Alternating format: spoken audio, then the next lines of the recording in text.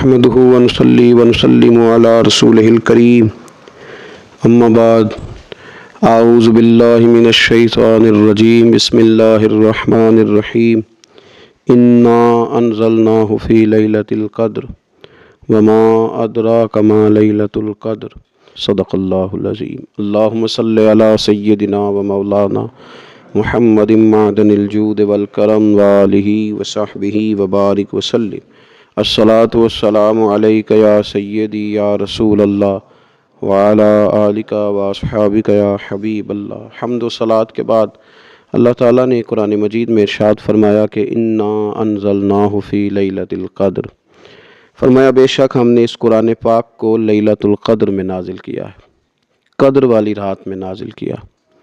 وما ادراک ما لیلۃ القدر، قرآن مجید کے انداز پر غور فرمائیں۔ فرمایا تم کیا جانتے ہو کہ لیلۃ القدر کیا ہے؟ تمہیں کیا خبر ہو کہ لیلۃ القدر کیا ہے؟ اس کی اہمیت دیکھیے۔ میں کہا کرتا ہوں کہ صرف اس ایک فقرے کو دیکھ لیا جائے، وما ادراک ما لیلۃ القدر، اور تم کچھ جانتے ہو کہ لیلۃ القدر کیا ہے؟ تمہیں کیا خبر کہ لیلۃ القدر کیا ہے؟ لیلۃ القدر 1000 مہینے سے بہتر ہے۔ ان آیات کو دیکھیں اور ساتھ نبی پاک صلی اللہ علیہ وسلم کا وہ فرمان دیکھیں جس میں حضور علیہ الصلوۃ والسلام نے فرمایا تمہارے پاس ایک مہینہ آ رہا ہے رمضان کا، اس میں ایک رات ہے جو 1000 مہینے سے بہتر ہے، اور یہ لفظ کتنے جھنجھوڑنے والے ہیں۔ حضور علیہ السلام نے فرمایا جو اس رات محروم رہ گیا وہ ہر نیکی سے محروم رہ گیا، جو اس رات محروم رہا محروم ہی رہ گیا۔ اتنی بڑی بات۔ فرمایا تنزل الملائکۃ والروح، اس دن فرشتے اور روح القدس یعنی جبریل امین اترتے ہیں، فیہا اس رات میں، بِإِذْنِ رَبِّهِمْ مِنْ كُلِّ امر، اپنے رب کے حکم سے ہر خیر کے کام کے لیے۔ سلام، یہ رات سلامتی والی ہے، ہِیَ حَتَّى مَطْلَعِ الْفَجْر، یہاں تک کہ فجر طلوع ہو جائے۔ سرے شام سے لے کر مغرب سے لے کر فجر تک یہ رات سلامتی والی۔ اس کو لیلۃ القدر اس لیے کہا جاتا ہے، ہمارے مفسرین فرماتے ہیں کہ اس دن قدر والی کتاب قرآن پاک قدر والے محبوب پہ نازل ہوئی اور قدر والی امت کی طرف بھیجی گئی۔ نبی پاک صلی اللہ تعالیٰ علیہ وسلم نے جب پرانی امتوں کی عمریں دیکھی، نہ کسی کی 1000 سال ہوئی، کسی کی اس سے زیادہ ہوئی، تو اللہ کے محبوب علیہ السلام کے دل مبارک میں یہ خیال آیا کہ میری امت کی عمریں تو بڑی تھوڑی ہوں گی، تو کیسے اتنی لمبی نیکیاں کر سکیں گے؟ تو اللہ تعالیٰ نے پھر لیلۃ القدر عطا فرمائی۔ گویا اس ایک رات میں جو آدمی نیکی کرے، 1000 دن نہیں۔ کتنا لوگوں کو شوق ہے کہ کوئی ایسا جیک لگے، یکدم میری ساری چیزیں بڑھ جائیں، تو اس پر بھی تو ذرا غور کرے نا۔ یہ ایک رات 1000 دن سے نہیں، 1000 مہینے سے افضل ہے۔ 1000 یکدم آپ کی نیکیوں کی عمر 1000 ماہ تک چلی جاتی ہے۔ کتنی بڑی فضیلت کی بات ہے۔ میرے رسول کریم صلی اللہ تعالیٰ علیہ وآلہ وسلم خاص توجہ دلاتے، اس رات کے حوالے سے خاص توجہ دلاتے۔ اور یہ رات کب ہوتی ہے؟ صحیح حدیث میں موجود ہے، نبی پاک صلی اللہ تعالیٰ علیہ وسلم نے فرمایا کہ اسے رمضان کے آخری عشرے میں تلاش کرو۔ گویا یہ جو 5 طاق راتیں ہیں نا، 21ویں، 23ویں، 25ویں، 27ویں، 29ویں، ان طاق راتوں میں اس رات کو تلاش کرو۔ اس رات اللہ کے فرشتے نازل ہوتے ہیں، آسمان دنیا پر، زمین پر فرشتے اترتے ہیں۔ حضرت جبریل امین علیہ الصلوۃ والسلام انہیں لے کر کے آتے ہیں، اور فرشتے کیا کرتے ہیں کہ جو بندہ اس رات اللہ کی یاد میں موجود ہو، جو بندہ اللہ تبارک و تعالیٰ کے ذکر میں موجود ہو، جو بندہ اس دن اللہ تبارک و تعالیٰ کی بارگاہ میں کسی بھی طور پر حاضر ہو، فرشتے اس کے لیے دعائے مغفرت بھی کرتے ہیں اور رب کی بارگاہ میں التجائے رحمت بھی کرتے ہیں۔ اور ایک روایت میں ہمیں یوں بھی ملتا ہے کہ فرشتے اس سے مصافحہ بھی کرتے ہیں، ہاتھ بھی ملاتے ہیں۔ دیکھیے نا کتنی سعادت مندی ہے کہ انسان عبادت کر رہا ہو اور فرشتے اس کی زیارت کو آئیں۔ ہمارے صوفیاء فرماتے ہیں تو پکا پروگرام بنا لے عبادت کا، فرشتے کئی بار تیری زیارت کو آیا کریں گے۔ اور پھر ایک اور بات یہاں بڑی قابل توجہ ہے کہ انسان جب محسوس کرتا ہے نا مجھے کچھ دیکھ رہا ہے، تو ذرا اس کی عبادت کا انداز بھی تھوڑا تبدیل ہو جاتا ہے۔ تو اگر یہ ذہن ہو ہمارا کہ ہمیں فرشتے دیکھ رہے ہیں اور وہ والی مخلوق دیکھ رہی ہے جو ہماری ڈائری ڈائریکٹ لے جا کے ہمارے رب کی بارگاہ میں پیش کرے، تو پھر کچھ زیادہ ہی توجہ مسلمان کی ہونی چاہیے، زیادہ ہی انہماک ہونا چاہیے، وہ کھو جائے ٹھیک ہے ہم کمزور بھی ہیں، ہمارے اندر کچھ پریشانیاں بھی ہیں، ہماری بیماریاں بھی ہیں، ہم لاغر بھی ہیں، ضعف بھی آ جاتا ہے، تھکاوٹ بھی ہمیں آ لیتی ہے، لیکن لمبی تو بات ہی کوئی نہیں، 5 تو طاق راتیں۔ حضرت سیدہ عائشہ صدیقہ رضی اللہ تعالیٰ عنہ ارشاد فرماتی ہیں کہ جب رمضان کا آخری عشرہ شروع ہوتا تھا نا تو نبی پاک اپنی کمر کس لیتے تھے عبادت کے لیے، خود بھی رات کو اٹھتے تھے، ہمیں بھی جگاتے تھے، کیونکہ سونے کے دن تو نہیں، یہ تو جاگنے کے دن ہیں۔ ساون کی کالی راتوں میں جب بوندا باندی ہوتی ہے، وہ راتوں کو اٹھ اٹھ روتے ہیں جب خلقت ساری سوتی ہے، یہ رب کے بندوں کی شان ہے۔ اور ویسے بھی درویش کہتے ہیں کہ رات پوے تے بے درداں نو نیند پیاری آوے، درد منداں نو تے یاد سجن دی ستیاں وی آن جگاوے۔ تو یہ وقت ہے خاص، اس خاص وقت اس بات کی طرف ضرور توجہ کرنی چاہیے۔ اور یہ جو کہا گیا نا کہ فرشتے نازل ہوتے ہیں بِإِذْنِ رَبِّهِم مِّن كُلِّ امر، اللہ کے حکم سے آتے ہیں اور ہر کام کے لیے، ہر امر خیر کے لیے آتے ہیں۔ تو اس میں بھی ہمارے مفسرین نے لکھا ہے کہ وہ تمہارے لیے پورے سال کا فیصلہ کریں گے کہ تمہیں کیا دیا جائے گا، تم کیا حاصل کرو گے اللہ تبارک و تعالیٰ کی بارگاہ سے۔ تو اس کا معنی یہ ہوا کہ پھر تو یہ لینے کی رات ہے، ایسا نہ ہو کہ فرشتے آئے ہوں رب کی بارگاہ سے یہ پیغام کرم ہو کہ دینا ہے اور لینے والے سو رہے ہوں، وہ آرام میں ہوں۔ تو یاد رکھیں خیرات اسی کے پیالے میں آتی ہے جس کا پیالہ سیدھا ہوتا ہے، اور اگر پیالہ ہی سیدھا نہ ہو تو خیرات پھر پیالے میں نہیں آیا کرتی۔ تو پھر اس کو جو کہا گیا نا کہ یہ سلامتی والی ہے، تو اس میں ایک اور بات بھی ہمارے پھر مفسرین نے لکھی ہے کہ اس رات، شیطان تو ویسے ہی قید ہے، اس رات بندے کا نفس بھی نہیں اسے تنگ کرتا۔ یہ طاق راتیں اتنی حسین ہے کہ تھوڑی سی بندہ ہمت کرے تو اللہ عبادت کے لیے اس کے دل کو قرار عطا کر دیتا ہے، اسے سکون ملتا ہے، طبیعت ٹھنڈی ہو جاتی ہے اور وہ بڑے ذوق کے ساتھ اللہ کی عبادت کرتا ہے۔ خوب بیداری کا مظاہرہ کریں طاق راتوں میں نے رمضان سے پہلے مشورہ دیا تھا، کپڑے وقت پہ خرید لو عید کے، اور وقت پہ سلا لو اور وقت پہ چیزیں لے لو۔ یہ جو خاص دن ہیں عبادت کے، یہ لوگوں کے بازاروں میں گزر جاتے ہیں۔ یہ زیادہ تر وقت ہمارا خریداری میں اور شاپنگ میں اور ایسے مہمل کاموں میں صرف ہو جاتا ہے کہ جن کی وجہ سے یہ خاص چیزیں جو ہمیں میسر آنی تھیں ان سے ہم کئی دفعہ رہ جاتے ہیں۔ تو اس رات کرنا کیا ہے؟ زیادہ سے زیادہ کھڑے ہو کے رب کی عبادت کریں، قرآن شریف کی تلاوت کریں، استغفار پڑھیں۔ سیدہ طیبہ طاہرہ حضرت عائشہ صدیقہ رضی اللہ تعالی عنہا نے عرض کی یا رسول اللہ اگر مجھے یہ رات مل جائے تو کیا پڑھوں؟ تو فرمایا عائشہ تم یہ دعا مانگنا، اللہم انک عفو، اے اللہ بے شک تو درگزر کرنے والا، تحب العفو، اور تو درگزر کرنے کو پسند بھی کرتا ہے، فاعف عنی، ہم سے بھی درگزر فرما، ہمارے گناہوں کو معاف فرما۔ یعنی اس رات اللہ سے درگزر کا سوال کریں۔ جو لوگوں کے سامنے اپنی خطائیں ہوتی ہیں وہ تو ویسے بیچارے ہر وقت معافی مانگتے رہتے ہیں، جن کے پیش نظر اپنی غلطیاں ہوتی ہیں، جو اپنے رب کریم کی بارگاہ میں حاضر ہونے کا ارادہ رکھتے ہیں صاف ستھرا ہو کر، وہ تو ویسے ہی معافی کے طلبگار ہوتے ہیں۔ تو یہ تو خاص چانس ملا ہے معافی مانگنے کا، تو بالکل سستی کا مظاہرہ نہ کریں، بالخصوص وہ لوگ جو اعتکاف میں موجود ہیں۔ نیند تو کسی وقت بھی آ جاتی ہے، آپ دوپہر کو بھی ذرا چپ کر کے لائٹ آف کریں تو یہ آ ہی جاتی ہے۔ آپ سر شام بھی تھوڑا سا کھانا کھانے کے بعد اگر کمر سیدھی کرنے کو بھی لیٹ جائیں تو نیند تو پھر بھی آ ہی جاتی ہے۔ لیکن یہ سنہری قسم کے ایام ہیں، سختی نہیں، پابندی نہیں، فرض نہیں، لیکن اگر شوق کے ساتھ، ذوق کے ساتھ، توجہ کے ساتھ، میں ایک مثال دیا کرتا ہوں کہ یہ ہمارے پاس قیمتی دن ہے رمضان کے، ایک عمل کا ثواب 70 کے برابر ہے۔ تو جس طرح انسان کے پاس کوئی چیز تھوڑی دیر کے لیے آئے تو اس نے جانا ہو تو لوگ اس سے زیادہ فائدہ اٹھانے کی کوشش کرتے ہیں۔ دیہاتوں میں نا غریب گھروں میں استری نہیں ہوتی تھی، ہر گھر میں نہیں ہوتی تھی، تو کسی پڑوس سے استری لے کے آتے تھے تو بوڑھے لوگ یہ کہا کرتے تھے کہ زیادہ کپڑے استری کر لو، استری واپس کرنی ہے۔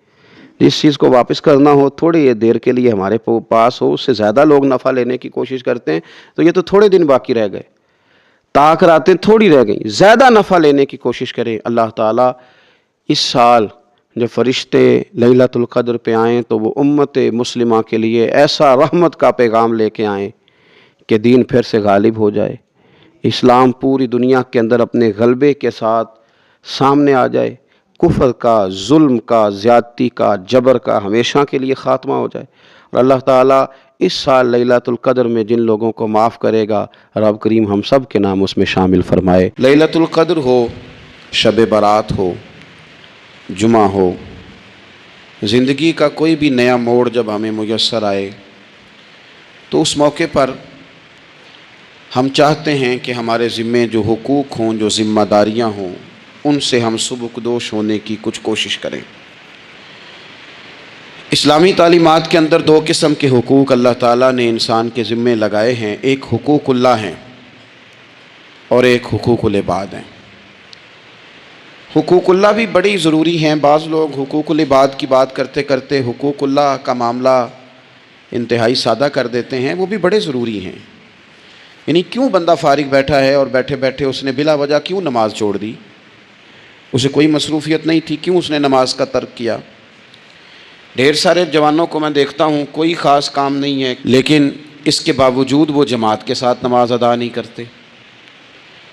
تو عرض کرنے کا مقصد یہ ہے کہ کیوں نہیں جماعت کے ساتھ نماز پڑھی جا رہی؟ قرآن مجید نے کہا کہ وَرْكَعُوا مَعَ الرَّاكِعِينَ، رکوع کرنے والوں کے ساتھ کرو۔ بلا وجہ لوگ زکوٰۃ کے معاملے میں حیل و حجت سے کیوں کام لیتے ہیں؟ جب زکوٰۃ ضروری ہے تو اسے ادا کرنا چاہیے۔ اسی طرح بہت سارے لوگ ہیں جو مالی وسعت کے باوجود حج کے لیے حاضری نہیں دیتے، تو انہیں جانا چاہیے۔ حقوق اللہ کا جو معاملہ ہے اس میں بھی کوئی کمزوری دکھانے کی، مثلا میں کہتا ہوں کہ مجبوری کیا تھی؟ سحری کے لیے رمضان شریف میں جن لوگوں کو اٹھنا ہوتا ہے وہ اٹھتے ہیں کہ نہیں اٹھتے؟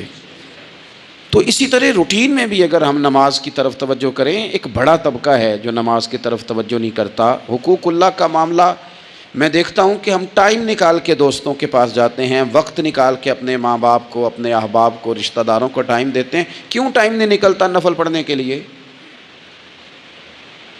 ہمیں اپنی ضرورت کی چیزیں سیکھنی پڑتی ہیں، تو کیوں ٹائم نہیں ہمارے پاس تلاوت کلام پاک کے لیے؟ اللہ تبارک و تعالیٰ کی بارگاہ کی حاضری کا ذوق بنائیں۔ دوسرا معاملہ ہوتا ہے حقوق العباد کا۔ یہ شریعت اسلامیہ میں انتہائی نازک مسئلہ ہے۔ انسان معاشرتی طور پر بہت سارے لوگوں سے وقت گزارتا ہے، اٹھتا بیٹھتا ہے۔ کچھ لوگ ایسے ہوتے ہیں جن کے حقوق اس کے ذمہ زیادہ ہوتے ہیں، کچھ کے کم ہوتے ہیں۔ جیسے ماں باپ کے حقوق زیادہ ہیں، نسبتاً چچا کے ماموں کے حقوق اس سے کم ہیں، نسبتاً اساتذہ کے مشائخ کے حقوق اس درجے کے نہیں جس درجے کے ماں باپ کے حقوق ہیں۔ ہمارے ہاں بہن بھائیوں کے حقوق نسبتاً زیادہ ہوتے ہیں، دوست احباب کے حقوق اس سے کم ہوتے ہیں، لیکن بہرحال ایک دوسرے کا حق ہمارے ذمے آتا ہے۔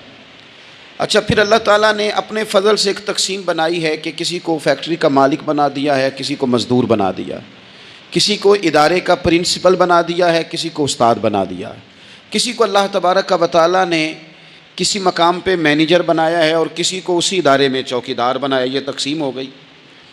اب اس میں نزاکت پیدا ہو جاتی ہے کہ جو مالک ہے اس نے زیادہ خیال رکھنا ہے مزدور کا، اپنے ورکر کا، اپنے ملازم کا، چوکیدار کا، اس نے زیادہ خیال رکھنا ہے۔ ہوتا یہ ہے کہ ہم جتنے زیادہ بڑے ہوتے جاتے ہیں اتنے زیادہ آرام پسند ہوتے جاتے ہیں۔ ہمارا یہ خیال ہوتا ہے کہ حق تو صرف ملازم کا ہے کہ وہ ہمارا خیال رکھے، حق تو صرف مرید کا ہے وہ پیر صاحب کے لیے ہر طرح کا ادب بجا لائے، حق تو صرف شاگرد کا ہے۔ حالانکہ جو آدمی جتنا بڑا جاتا ہے اس کی نظر اتنی زیادہ وسیع ہونی چاہیے اور اس کو زیادہ نزاکت کے ساتھ چیزوں کو سمجھنا چاہیے۔ اگر آپ کا دعویٰ ہے کہ مجھے اللہ نے بڑائی دی ہے اور میں کچھ لوگوں پر اللہ نے مجھے حاکم بنایا ہے، تو پھر زیادہ انسان کے دل میں، ذہن میں وسعت ہونی چاہیے اور زیادہ باریکی۔ چلیں، یہ زیادہ ضروری نہیں کہ آپ سب لوگوں کو مطمئن کر سکیں، اطمینان ان کے دلوں کو پہنچانا یہ ضروری نہیں، چونکہ ڈیمانڈ مختلف ہوتی ہے نا ہر آدمی۔ لیکن زیادہ ضروری یہ ہے کہ آپ کے ذمے جو ذمہ داریاں تھیں، آپ کے تحت رہنے والے لوگوں کی، اولاد کی، شاگردوں کی، ارادت مندوں کی، احباب کی، ملازمین کی، وہ آپ نے کس حد تک پوری کی؟ نبی پاک صلی اللہ تعالیٰ علیہ وسلم نے ہمیں حقوق العباد کے معاملے میں زیادہ احتیاط کرنے کا کہا ہے، اور حضور سید عالم علیہ السلام نے صحابہ کے بھرے مجمع میں سے یہ سوال کھڑا کیا، فرمایا تم مجھے بتاؤ مفلس کون ہے؟ غریب، تنگ دست اور بالکل تہی دست بندہ کون ہے؟ ہمارے ہاں سارے لوگ، یہ رمضان شروع ہوتا ہے تو لوگ کہنا شروع کر، پیر صاحب دعا منگو، حالات بڑے خراب ہیں۔ مثلا کیا خراب ہے حالات؟ شامی روٹی نہیں لبدی، حالات صرف یہ خراب ہیں کہ پڑوسی نے پجارو لے لی اور مجھے نہیں ملی، اتنے ہی حالات خراب ہیں، اس سے زیادہ تو نہیں۔ حالات اتنے ہی خراب ہیں کہ جو باہر بھائی چلا گیا تھا اس نے فلانی سوسائٹی میں پلاٹ لے لیا، میں پیچھے رہ گیا ہوں، اس سے زیادہ تو کوئی ایسا معاملہ نہیں۔ تو کتنے سارے لوگ ہیں جو اس بات کا اظہار کرتے ہیں۔ پھر میں نے یہ دیکھا ہے کہ بلا وجہ کے بعد لوگ شکوے کرتے ہیں، دیکھو جی میرا بھائی ہے، میرا دوست ہے، میرا رشتہ دار ہے، پڑوسی ہے، تو اس نے گاڑی بدل لیا ہے، موبائل بدل لیا ہے، فلانی چیز اس نے لے لیا، میرا خیال نہیں رکھا۔ بھئی مثلاً آپ کا کیا خیال رکھنا چاہیے تھا؟ نہیں، اس نے موبائل لیا ہے 3 لاکھ کا، تو آپ کا خیال ہے کہ میرا یہ خیال رکھتا کہ 1.5 کا مجھے لے دیتا، 1.5 کا وہ یہ لے لیتا۔ یہ مطالبہ غلط ہے شریعت میں۔ آپ کے جو ذمے، اس کی ذمہ داریاں جہاں تک بنتی ہیں وہاں تک تو وہ ادا کرے گا۔ دیکھیں نا، شریعت اسلامیہ بڑا پیار کرتی ہے بندے کے ساتھ، تو کھرب پتی بندے پر بھی شریعت نے یہ نہیں قدغن لگائی کہ تو کھرب پتی ہے تو اس طرح کر 40% زکوٰۃ دے، یہ نہیں کہا۔ لاکھ پتی بھی 2.5% ہی دے گا اور ارب کھرب پتی بھی 2.5% ہی دے گا۔ اگر اس کے دل میں وسعت اللہ نے پیدا کیا تو وہ لوگوں کا خیال کرے۔ تو حقوق العباد کے معاملے میں بعض تو ہمارے مطالبات ہیں جو مطالبے ہی سرے سے درست نہیں، سرے سے ٹھیک نہیں، لیکن جو بعض اوقات ہمارے وجود سے، لہجے سے، آنے جانے سے ٹھیس پہنچ جاتے، میں پرسنلی بعض چیزوں کو نوٹ کرتا ہوں اور مجھے ان کا بڑا خیال رہتا ہے۔ میں محسوس کرتا ہوں کہ نہ چاہتے ہوئے بھی ہمارے رویے سے بعض لوگوں کو تکلیف ہوتی ہے، نہ چاہتے ہوئے۔ تو حقوق العباد کے مسئلے میں ہم زیادہ کمزور ہو جاتے ہیں۔ آج یہ سوچنا ہے کہ وہ جو میری ذمہ داریاں ہیں، جو شریعت نے، دین نے، اسلام نے، اور کچھ میں نے خود کہیں شاگرد بن کر، کہیں ارادت مند بن کر، کسی جماعت کا ممبر بن کر، کسی مسجد کی ذمہ داری لے کر، کسی ویلفیئر کام کی ذمہ داری لے کر، کسی غریب کی ذمہ داری لے کر، کسی مزدور کی ذمہ داری لے کر، جو میں نے اپنے اوپر خود چیزیں ضروری قرار دے لی ہیں، میں ان میں کہاں تک کامیاب ہو سکا ہوں۔ اپنی ذمہ داریوں کا حضرت معاویہ بن خدیج رضی اللہ تعالیٰ عنہ، ایک صحابی ہیں، وہ فرماتے ہیں کہ مجھے حضرت عمر نے کہیں بھیجا تھا جہاد کے لیے، تو میں وہ کامیابی کی خبر لے کر دوپہر کو لوٹا، تو عرب شریف کے اندر چونکہ گرمی زیادہ ہوتی ہے، میں نے مناسب نہیں سمجھا کہ میں حضرت عمر کو دوپہر کو جگا کے خبر دوں کہ حضور بے فکر ہو جائیں، اللہ نے کامیابی دے دی۔ میں نے شام ہونے کا انتظار کیا، یہ ان کے اچھے اخلاق کی علامت، اعلیٰ ظرفی کی بات بتا رہے ہیں۔ کہتے میں نے شام ہونے کا انتظار کیا، مغرب کے وقت یا عصر کے وقت میری ملاقات ہوئی، تو میں نے حضرت عمر سے کہا کہ حضور الحمدللہ اللہ نے کامیابی دے دی، جس مہم پہ آپ نے بھیجا تھا وہ اللہ کے فضل سے اس مہم سے کامیابی ہو گئی۔ تو حضرت عمر فرمانے لگے دیر سے کیوں آئے؟ مجھے تو امید تھی کہ تم سرے دوپہر آ جاؤ گے۔ میں نے کہا حضور میں دوپہر کو ہی گیا تھا، دوپہر کو ہی گیا تھا، پر سوچا کہ آپ آرام میں ہوں گے۔ کیا جواب ہے، اور کیا اس جواب کے اندر بہت سارے لوگوں کی ترجمانی ہے۔ حضرت عمر فرمانے لگے آرام کرتا تھا میں، پر وہ دور گزر گیا، اب تم دوپہر کی بات کرتے ہو، اب تو رات کو بھی کم ملتا ہے۔ وہ تھا ایک دور، اب جب اپنے ذمے خود ذمہ داریاں زیادہ لے لی، اب کیا پتا کہ کوئی کہاں سے چل پڑا ہے تجھے ملنے کو۔ وہ دور گزر گیا جب تو سوتا تھا، من چاہی زندگی بتاتا تھا، اب تو نے خود یہ فیصلہ کیا ہے، اب تو میں بھائی تم دوپہر کی بات کرتے ہو، میں تو رات کو بھی گشت کرتا ہوں کہ کوئی ضرورت مند تو نہیں، کوئی حاجت مند تو نہیں۔ تو جو ہمارے ذمہ داریاں ہیں ان میں نازک حد تک، امام بہقی روایت لائے ہیں، ایک صحابی تھے جو حضور کو ہنسایا کرتے تھے، حضور کو ہنساتے تھے، نبی پاک کو بڑے پیارے تھے۔ اس طرح کے بھی کچھ بندے ہونے چاہیے، اس طرح کے بھی کچھ بندے۔ صحابہ کرام علیہم رضوان فرماتے ہیں جب حضور غم امت میں پریشان ہوتے تھے تو ہم منتظر ہوتے تھے کہ کبھی وہ ہنسانے والا آج آ جائے نا، 2-4 باتیں ایسی کر جائے نا ہنسانے والی، تو معاملہ ٹھیک ہو جائے۔ کچھ لوگ ایسے ہوتے ہیں جن کو دیکھ کے ہی چہرے پر تازگی آ جاتی ہے، مثل تعویذ ہوتے ہیں نا کچھ لوگ، وہ جب بھی ملتے ہیں شفا ہوتی ہے۔ تو یہ حضور کے پاس بیٹھے ہوئے تھے اور ہنسانے والی گفتگو کر رہے تھے، تو نبی پاک بھی ان سے باتیں کرنے لگے، تو بات کرتے کرتے نا حضور نے انگلی ان کی طرف بڑھائی، تو ان کے وجود کو انگلی لگ گئی۔ ایک تو وہ روایت ہے نا کہ صفیں سیدھی کراتے وقت حضور تیر کے ساتھ صفیں سیدھی کرا رہے تھے، تو ایک صحابی کے پیٹ پہ لگ گیا، انگلی لگ گئی۔ عجیب دیوانے ہیں، کہنے لگے آپ نے مجھے تکلیف دی ہے، معاذ اللہ انگلی چبھو دی، میں نے تو بدلہ لینا ہے۔ ہمارے ہاں مسئلہ یہ بن گیا ہے کہ کوئی بڑا آدمی بھی اپنے آپ کو قانون کے حوالے نہیں کرتا۔ ملک سے لے کر امت مسلمہ کے کل مسائل تک ہمارے ملک کے اندر ہر بندہ اس کا مزاج ہوتا ہے کہ وہ اپنے آپ کو قانون سے بالا تر سمجھتا ہے. لائن میں لگنا لوگ پسند نہیں کرتے. یہ ایک بہت بڑا مسئلہ ہے. حضور صلی اللہ علیہ وسلم کی انگلی لگ گئی تو وہ کہنے لگے آپ نے تو مجھے تکلیف دی ہے، میں تو بدلہ لوں گا. تو حضور نے فرمایا لے لے بدلہ. اپنے آپ کو قانون کے حوالے بڑا آدمی جب کرتا ہے تو قانون کی عزت بڑھتی ہے، قانون کا وقار بڑھتا ہے، سوسائٹی کے اندر پھر طاقتور قانون ہو جاتا ہے. لیکن جب غریب آدمی کے لیے قانون اور ہو اور امیر کے لیے قانون اور ہو، تو اصل معاملہ تو قانون کی بالادستی کا ہے، آئین کی پاسداری کا ہے، اصولوں پہ کھڑے ہونے کا ہے. تو نبی پاک صلی اللہ تعالیٰ علیہ وسلم سے کہا کہ میں، حضور نے فرمایا لے لو بدلہ. یہ حقوق العباد کی نزاکت عرض کر رہا ہوں. لے لو بدلہ. انہوں نے کہا جی پیٹ سے کپڑا ہٹائیے. تو حضور نے پیٹ سے کپڑا ہٹا دیا. تو بڑے دیوانے آدمی تھے، انہوں نے امت کو بتانا تھا کہ کچھ اس طرح کے رنگ بھی ہوتے ہیں محبت کرنے کے لیے.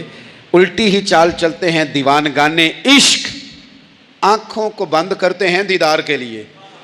اس طرح بھی کبھی کبھی ہوتا ہے. کپڑا حضور نے ہٹایا تو انہوں نے نبی پاک کے جسم نور کو چومنا شروع کر دیا.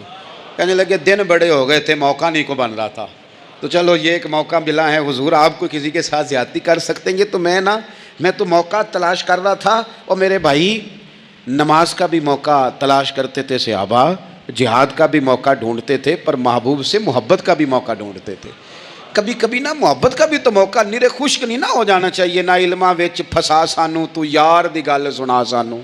اتنے علم دا سکہ نہیں چلتا جتھے عشق ہوراں دا ڈیرا ہے. تو کبھی ادھر بھی ہیں. حقوق العباد کے معاملے میں نزاکت. اور پھر جو آیت میں نے قرآن پاک کی پڑھی، ایک تو یہ ہے کہ آپ لوگوں سے معافی معافی مانگے. ہمارے ہاں نا معافی کا مزاج قبول کریں. جب کوئی بندہ معافی طلب کرے تو معافی. ہمارے ہاں معافی مانگنے کا رواج میں آپ یقین کریں سرے سے ہے ہی نہیں، بلکہ الٹا لوگ چڑھائی کر جاتے ہیں، کہتے ہیں اوہو تم نے معافی مانگ لی ہے تو معاملہ ہی ختم ہو گیا. اور جو آدمی، میں بڑے زمانے سے کہہ رہا ہوں کہ میرے ملک میں ایک رواج بنتا جا رہا ہے، جس کی زبان جتنی زیادہ سخت ہوتی ہے اس کا عروج اتنا زیادہ ہوتا ہے. جو تھوڑا سا شرافت کا مظاہرہ کرے لوگ اسے بزدل سمجھ لیتے ہیں.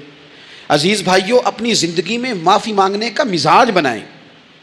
آپ طلب کریں کہ یار مجھ سے غلطی ہو گئی، میں انسان ہوں. آپ یقین کریں ڈھیر سارے لوگ ہیں جن کے ذمہ ڈھیروں معافیاں ہیں، لیکن ان کا مزاج نہیں، ان کی طبیعت نہیں، ان کا تکبر آڑے آ گیا ہے. اور میرے نبی پاک صلی اللہ تعالیٰ علیہ وآلہ وسلم نے فرمایا تھا یہیں بدلہ دے دو کسی کا دینا ہے تو، یہیں معافی لے لو یہیں. ورنہ فرمایا یاد رکھنا قیامت کے دن تو اس طرح ہوگا کہ اگر سینگ والی بکری نے بغیر سینگ والی بکری کو مارا ہوگا اسے بھی قیامت میں بدلہ دینا پڑے گا. یہی معافی تلافی لے لو یہی. تو ہمارے ہاں مزاج نہیں. مزاج بنائیں نا آپ، معافی کا مزاج بنائیں. رسمی ویسے معافیاں مانگتے ہیں، آج پہ جا رہا ہوں بھائی اگر کوئی ہو گئی تو معاف کر دینا، یہ تو رسم ہے، تو بڑی دنیا ادا کرتی. آپ کو پتہ ہے کہاں آپ کو معافی لینی ہے. تو جہاں جہاں اس طرح کے معاملات ہیں وہاں آپ کلیئر کریں. صحیح بخاری میں حدیث ہے حضرت ابو ذر غفاری سے، جب کسی نے کہا کہ آپ نے اسی طرح کے کپڑے خود پہنے ہیں جس طرح کہ آپ کے غلام نے پہنے، یہ کیا معاملہ ہے؟ تو فرمانے لگے، اعلانیہ خود بتانے لگے، فرمانے لگے مجھ سے ایک دفعہ غلطی ہو گئی تھی، میں نے ایک غلام کو جھڑک دیا تھا تو نبی پاک نے مجھے تنبیہ فرمائی، تو میں نے اس غلام سے معافی بھی مانگی، اور اس دن سے لے کر آج تک میں جس طرح کا خود لباس پہنتا ہوں اسی طرح کا اپنے غلام کو پہناتا ہوں. تو وہ خود بیان کر رہے ہیں، وہ لوگ اظہار کر رہے ہیں کہ ہم نے یہاں نبی پاک علیہ الصلوۃ والسلام کے تنبیہ کرنے پر ہم نے اپنے غلام سے، خادم سے یا کسی غلام سے معافی مانگی. تو معافی مانگنے سے بندے کا قد کبھی چھوٹا ہوتا ہے؟ میرے نبی پاک علیہ السلام نے فرمایا جو معافی مانگ لے اللہ تو اس کی عزت میں اضافہ کر دیا کرتا ہے. تو اس لیے ایک تو جہاں یہ معاملہ ہے وہاں، اور دوسری جو آیت میں نے تلاوت کی اس میں اللہ کہتا ہے کہ غصہ پی بھی جاؤ، معافی مانگو بھی اور معاف کر بھی دو. والکاظمین الغیظ والعافین عن الناس، فرمایا وہ لوگ جو غصہ پی جاتے ہیں اور لوگوں سے درگزر کرتے ہیں. واللہ یحب المحسنین، اللہ ان احسان کرنے والوں سے محبت فرماتا ہے، ان سے اللہ پیار کرتا ہے. تو رب فرماتا ہے جو غصہ پی جاتے ہیں والعافین عن الناس، اور لوگوں سے درگزر کرتے ہیں. ایک تو معافی مانگے اور دوسرا معاف کر بھی دیں. اگر دل میں کوئی بات ہو تو معاف، ہر روز لوگوں کو معاف کر کے سویا کریں. پہلے تو اس طرح کا کوئی کام ہی نہ کریں. ایک شخص نے جملہ کہا تھا، لکھا تھا، کمال لکھا تھا. اس نے کہا تھا کبھی ایسا کوئی کام نہ کرنا کہ کوئی تمہاری وجہ سے جا کے رب کے سامنے رونا شروع کر دے. ایسا کوئی کام نہ کرنا کہ کوئی بندہ تمہاری شکایتیں اللہ رسول کو لگائے. اس طرح کا کبھی کام نہ کرنا کہ وہ تڑپ اٹھے اور کہے اب تمہارا شکوہ میں نے وہیں کرنا ہے. کچھ لوگوں کی شکایتیں کرنی پڑتی ہیں اللہ رسول کی بارگاہ میں بھی، اپنے مشائخ کی بارگاہ میں کر دیتے ہیں. بعض اوقات انسان وہ بے بسی کے عالم میں کرے یا بہت زیادہ تکلیف اسے سہنی پڑے تو تب کرے، ہو جاتا ہے. تو ایک تو ایسا کریں نا، اور کوشش کریں لوگوں کو معاف کر دیں، اپنے دل سے چیزیں نکال دیں. 2 لوگ بیٹھے تھے نا حرم مکہ میں، ایک صاحب کہہ رہے تھے کہ میرے اوپر وہ بدر میں جو قتل ہو گئے کفار، ان کا ذکر چل رہا تھا، تو دونوں گفتگو کر رہے تھے بدر میں ہمارے اتنے لوگ مسلمانوں نے مار دیے. تو ایک ان میں کہنے لگے کہ اگر میرے اوپر قرض نہ ہوتا اور میرے چھوٹے چھوٹے بچے نہ ہوتے تو میں تو تلوار لے کے جاتا اور مدینہ شریف جا کے معاذ اللہ بدلہ لے آتا. دوسرا کہنے لگا میں دیتا ہوں نا تیرے بچوں کا خرچہ بھی اور میں تیرا قرضہ بھی اتارتا ہوں، تو جا. اس نے کہا پکی بات ہے؟ کہاں قرضہ بھی میں اتار دوں گا، تیرے بچوں کا خرچ بھی اٹھاؤں گا، تو جا. اس نے خنجر تیار کیا، تلوار تیار کی، گھوڑے پہ بیٹھا، گلے میں وہ تلوار اس نے اپنے ڈالی اور مدینہ شریف آ گیا. اتفاق کی بات یہ کہ ملاقات حضرت عمر سے ہوئی. جناب عمر کہنے لگے مجھے تیری نیت ٹھیک نہیں لگتی. پکڑا کدھر آئے ہو؟ کہنے لگا میں تو بدر کے قیدیوں کے بارے میں بات کرنے آیا. فرمایا تلوار لے کے چل تجھے حضور کے پاس لے کے جاتا ہوں. نبی کریم کی بارگاہ میں لے گئے تو حضور فرمانے لگے کیسے آئے ہو، کیسے آنا ہوا؟ کہنے لگے جی میں تو بدر کے جو قیدی آپ کے پاس ہیں ان کی بات کرنے آیا تھا. تو حضور فرمانے لگے چل پھر باقی کی میں سناؤں. خیال آیا مسلمان نیک و بد پہچان جاتے ہیں، محمد آدمی کے دل کی باتیں جان جاتے ہیں صلی اللہ تعالی علیہ وسلم. فرمایا میں سناؤں؟ حضور کیا؟ فرمایا تم اور فلاں بن فلاں وہاں بیٹھے ہوئے تھے نا حرم مکہ میں فلاں پہاڑ کے ساتھ ٹیک لگا کے، اور تم نے یہ کہا تھا نا کہ قرضہ نہ ہوتا، بچے چھوٹے نہ ہوتے تو بدر کے مقتولین کا میں بدلہ لیتا. یہ سارا کچھ طے کر کے پھر آئے ہو تلوار لے کے، اور یہاں کہتے ہو میں قیدیوں کے بارے میں بات کرنے آیا تھا. اس کے تو پسینے چھوٹ گئے، وہ تو بے حال ہو گیا. اس نے کہا اس کا تو سوائے اس کے اور میرے کسی کو نہیں پتا، اگر آپ کو پتا چل گیا ہے تو پھر آپ اللہ کے سچے رسول ہیں. تو حضور اگر آپ کو پتا چل گیا ہے کہ میں قتل کرنے کے ارادے سے آیا ہوں، میں معاذ اللہ بدلہ لینے آیا ہوں، اللہ کرے آپ کو سمجھ آئے میری بات کی. یعنی ایک تو یہ ہے کہ بندہ وہ پکڑا گیا ہے، اور ایک یہ کہ کسی کو پتا چل گیا ہے کہ یہ اس کام آیا ہے. پھر لوگ جب معافی دیتے ہیں تو بڑی کہانیاں سنا کے دیتے ہیں، ایسے نہیں دیتے. حضور اب آپ کو پتا چل گیا ہے تو کیا کریں گے؟ تو حضور فرمانے لگے تو بتا نا تیرے ساتھ کیا کریں. اس نے کہا کہ میں نے سنا ہے آپ معاف بڑا کر دیتے ہیں. یعنی یہ گھر سے کو پیار کرنے نہیں آیا، پھولوں کا گلدستہ لے کے نہیں آیا، تلوار لے کے آیا. لیکن یہ میرے محبوب کا حوصلہ ہے، اور آیا بھی عین مسلمانوں کے بیچ ہے، جو چاہیں اس کے ساتھ کر سکتے ہیں. اس نے کہا معاف کر دیں، تو حضور نے فرمایا جا میں نے معاف کیا. حضور نے معاف کیا. وہ کہتا ہے حضور معاف کر رہے تھے اور رب میرے دل میں ایمان کو تازگی عطا فرما رہا تھا. حضور نے معاف کیا اور میں نے کلمہ پڑھنا شروع کر دیا. ہم معافی نہیں دیتے، کبھی کبھی صلح تو کر لیتے ہیں، صلح ہو جاتی ہے، پنچایت میں صلح ہو گئی، پھر لڑائی ہوئی، پھر بات شروع سے شروع ہو گئی کیونکہ ہم نے معافی، پھر وہ بات شروع ہو گئی 1955 سے. تو وہ بھی آکھیا سی، تو بھی کیتا سی، وہ بننے والی گل یاد ہی، او بس کر یار، کچھ بھولیں بھی تو. بچے پتہ کیوں خوش رہتے ہیں؟ آپ کو پتہ ہے بچے کیوں خوش رہتے ہیں؟ بچوں کو بات بھول جاتی ہے، اس لیے بچے، اماں نے ادھر 2 تھپڑ مارے 3-4 منٹ پہلے، اور اگلے 5 منٹ میں اماں نے پھر ماتھے کا بوسہ لیا تو بھول گئی بات. اللہ کرے کوئی تھوڑے تھوڑے بچے بھی بن جائیں. یہ جو بہتے سیانے ہیں نا، ان کا بھی اللہ ہی حافظ ہے، عقل زیادہ آ گئی ہے نا. اس لیے اقبال جیسے لوگوں نے کہا تھا خیرت کی گتھیاں سلجھا چکا ہوں، یا رب مجھے صاحب جنوں کر دے، صاحب جنوں کر دے، صاحب اللہ کوئی تھوڑا سا مجھے مجنون بھی بنا. یہ زیادہ عقل تو کسی کام کی رہی نہیں، پاگل کر دیا، پاگل کر دیا. بہت سارے لوگ ایسے ہیں زیادہ سمجھدار ہوتے ہیں، لہذا معافی دینے کو تیار ہے.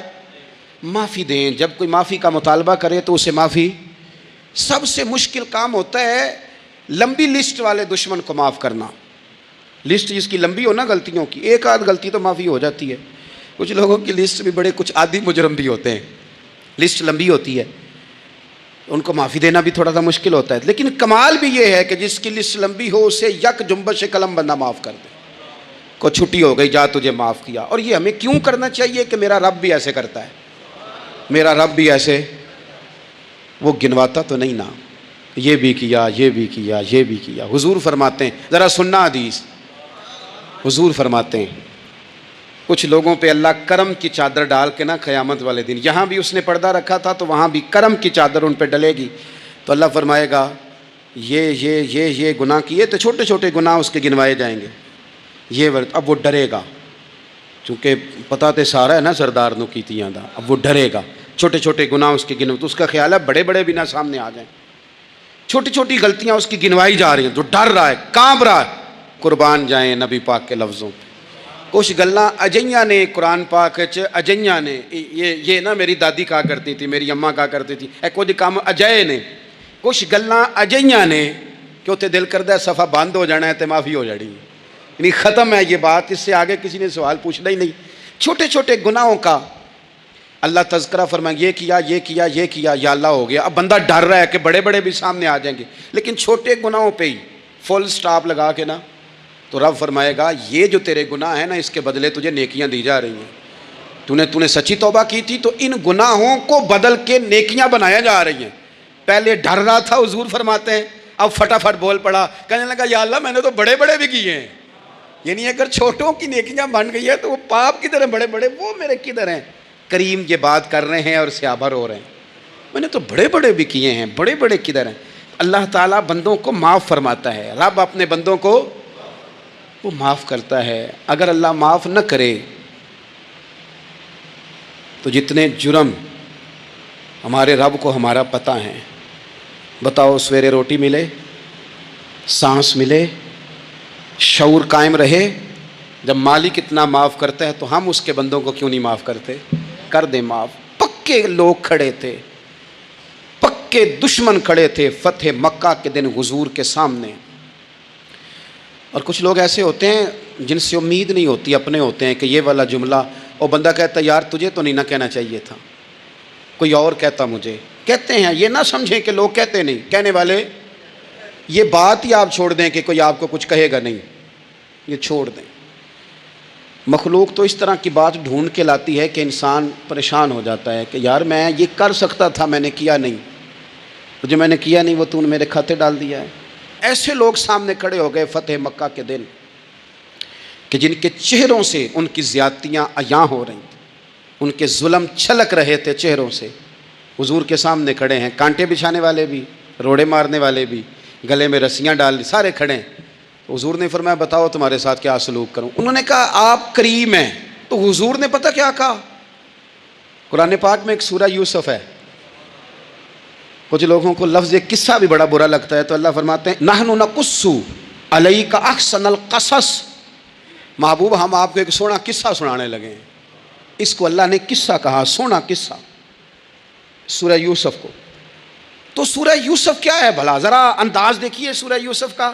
پہلے حضرت یوسف لاڈلے ہیں باپ کے، لاڈلے، پھر اسی جناب یوسف کے منہ پہ تماچے ہیں، پھر وہی جناب یوسف کنویں میں ہیں، پھر کنویں سے بچ گئے، کنویں میں گرا بھی بندہ کبھی بچتا ہے، بچ گئے، اللہ کی شان ہو تو بچ جاتا ہے، بچ گئے، فرماتے ہیں میں نے سمجھا بچ گیا ہوں، جب بچ گیا تو بڑی تکلیف ہوئی، بھائیوں نے کہا ہمارا غلام ہے، ہم نے بیچنا ہے، سگے بھائیوں نے بیچا، جو باپ کی طرف سے سگے تھے بیچا، فرماتے ہیں میں بکا، اب بڑا پریشان تھا کہ یار کبھی آپ غور کریں نا کسی کا ریٹ لگ جائے، فرماتے ہیں اب بڑا پریشان تھا، اور جب میں مصر میں گیا تو میں کونے میں کھڑا ہوں اور لوگ مجھے خرید رہے ہیں۔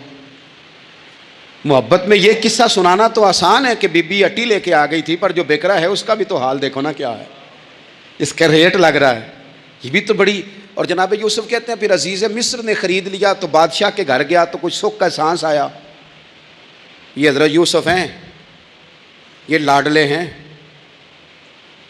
فرماتے ہیں سکھ کا سانس لیا ہی تھا کہ جناب زلیخا نے الزام لگایا، اور وہ غلطی معاذ اللہ جس کا تصور بھی نہیں، اس کی پاداش میں سالوں جیل کاٹا، لیکن خدا کی حکمت ہے نا، اللہ کا کرم ہے نا، جس ملک کے وہ قیدی تھے رب نے اسی ملک کا حکمران بھی بنا دیا. یہ اللہ کی حکمت ہے نا, تقاضے ہیں نا.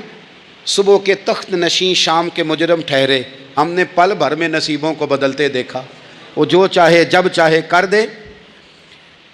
تو جب وہی بھائی مجبور ہو کر سوالی بن کر سامنے آئے ہیں, پتہ کیا ہوتا ہے, بندہ معاف کر دیتا ہے. بہت سارے لوگ معاف کرتے ہیں پر کہانیاں سنا کے, پتہ جنا ادو کی آکھیا ساجے, پتہ جنا ادو کی کیتا ساجے, پھر پتہ جنا تسی اے بھی آندے سو. یہ ساری کہانیاں سنا کے. لیکن حضرت یوسف کے سامنے کھڑے ہو گئے. جناب یوسف نے بات چھیڑی کوئی نہیں, فرمایا تم سے بات ہی کوئی کرنی, جاؤ تمہیں سارا کچھ معاف کیا. اب جب یہ لوگ مکے والے حضور کے سامنے کھڑے, اس طرح معافی دینی چاہیے. یہ جب سامنے کھڑے ہوئے تو حضور نے فرمایا پتہ ہے تمہارے ساتھ کیا سلوک کرنے والا ہوں؟ کہا حضور نہیں. فرمایا وہی جو جناب یوسف نے بھائیوں کے ساتھ کیا تھا. پچھلا صفحہ پلٹنا ہی کوئی نہیں, جاؤ تمہیں معاف کیا, جاؤ تمہیں معاف کیا, جاؤ تمہیں معاف کیا. اور صرف معاف نہیں کیا, ساتھ عزت بھی دی. سب سے زیادہ مقابلے تو حضرت ابو سفیان نے کیے تھے نا, آخر تک وہ آئے تھے. آج وہ کلمہ پڑھ رہے ہیں, سردار ہیں, کلمہ پڑھ رہے ہیں. تو نبی پاک نے صرف معافی نہیں دی, عزت بھی دی. فرمایا جناب ابو سفیان چونکہ اب مسلمان ہو گئے ہیں, میں سب کو معاف کرتا ہوں. جو اپنا اندر سے دروازہ بند کر لے اسے بھی معاف کرتا ہوں, اور جو ابو سفیان کی حویلی میں آ جائے اسے بھی معاف کر دوں گا. تو ابو سفیان وہ کہتے ہیں میں حیران ہی ہو گیا کہ اتنی بڑی بات, معافی بھی دی اور ساتھ عزت بھی دی. تو آج جو سبق آپ کی خدمت میں نے عرض کیا ہے, اس کو آپ امید ہے یاد رکھیں گے. ایک تو یہ کہ معافی مانگ لیں. اگر کسی جگہ ہمارا معافی مانگنا اگر ہم سمجھتے ہیں, ہمارا دل ضمیر گواہی دیتا ہے کہ مجھے معافی مانگنی چاہیے, تو معافی مانگیں. اور دوسرا پھر معافی دیں بھی, اور معافی دیں, سیاسی صلح نہ کریں, معافی دیں تو پھر واقعی دیں, دل سے دیں. اور آخری بات یہ کہ جس طرح ہم نے لوگوں سے معافی لینی ہے اور معافی دینی ہے, اسی طرح جہاں ہم سے شرعی قباحتیں ہوئی ہیں, اخلاقی کمزوریاں ہوئی ہیں, ایک بات تو اچھی طرح سمجھ لیں کہ نفل پڑھنے سے حقوق العباد نہیں معاف ہوتے, وہ بندے سے معافی مانگنے سے ہی ہوتے. ساری رات کو بندہ تسبیح پڑھے اور کہے کہ میں نے اماں کی نافرمانی کیا تو معافی ہو جائے گی, نہیں, وہ اماں ہی معاف کرے گی تو معافی ہوگی, وہ ابا ہی معاف کرے گا تو پھر ہی معافی ہوگی.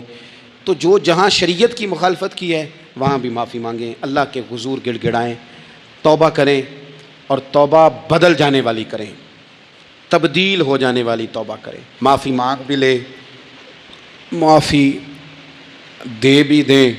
اور آپ سے یہ بھی گزارش کروں گا کہ جہاں اللہ رسول کی ہم سے نافرمانی ہوئی ہے وہاں تنہائی میں 2 نفل پڑھ کے, تنہائی میں اللہ تعالیٰ سے بھی معافی کے خواستگار ہوں. یاد رکھیں جب اس کی خفیہ تدبیر آ گئی تو پھر معافی کا وقت ہو سکتا ہے خدا نہ کرے ہمیں نہ مل سکے, تو اب وقت ہے, خوب استغفار کریں, خوب معافی مانگیں. اللہ تعالیٰ آپ کو اور مجھے عمل کی توفیق عطا فرمائے.